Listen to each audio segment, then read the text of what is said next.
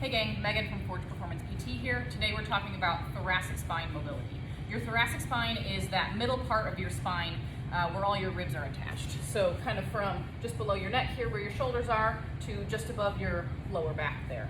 We need thoracic mobility for a lot of different functional activities. When we walk or run, we need some good thoracic rotation. We also need good extension when we raise our arms up overhead here. You can see how if I've got a rounded spine, my arms are only going to go so far. I can't push it any farther even if I wanted to. If I lift my chest and extend from that middle spine, that thoracic spine, now I can get my arms fully overhead and complete that range of motion in the shoulder. In terms of extension, a place to look that we don't normally think is actually thoracic rotation. If you're limited in one direction or the other, potentially both, that actually is also going to limit your extension as well. So one of these tests we like to do, it's actually best done head on here, and then I'm going to show you a technique to help increase that rotation on whichever side you're limited. So you're going to get down into a kneeling position. You're going to kind of spread your knees apart, take one of your elbows and place it down on the ground kind of between your knees. Your other hand kind of rests down on your lower back. From here, you're going to sit your hips back down onto your heels to try and lock out that lumbar spine. This will ensure that most of the movement, if not all, is coming only from your thoracic spine. From here, you're going to then open your chest, try and rotate as far as you can, following with your head. And so we're looking at the angle of the line between one shoulder and the other.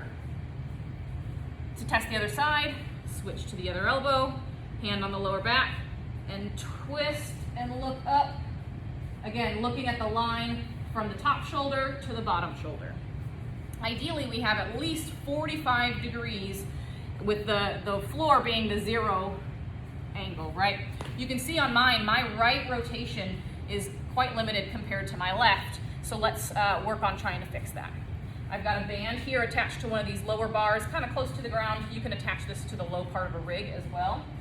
I'm going to actually take this band and strap it on my right shoulder. So whichever side you're limited on, take that same arm. You're going to reach through the band and put it on like a backpack strap. Okay, from there, you're actually going to turn all the way around so that it's pulling you towards where it's attached to the wall. Then you're going to just get into that same testing position that we were just in. So feet flat on the ground, butt down on your heels, elbow on the ground, hand on your lower back. And as you breathe out, let that band pull you into that rotation where you're limited. You can do this as slow repetitions, taking a breath in and breathe out. Do it again. Or you can just hold here for a sustained hold, maybe 20 seconds, and then release. Be careful coming out of it so it doesn't fling you into the wall, and then retest. I like to take either film or pictures of myself from head on so I can see the difference. And as you can see, if I sit back in this testing position here,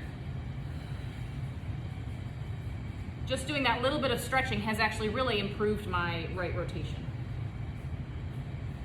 So this increase in right rotation will then eventually translate into me being able to get into full extension here so I can have better form, better position in that overhead. Go ahead and give this a try and see how it goes.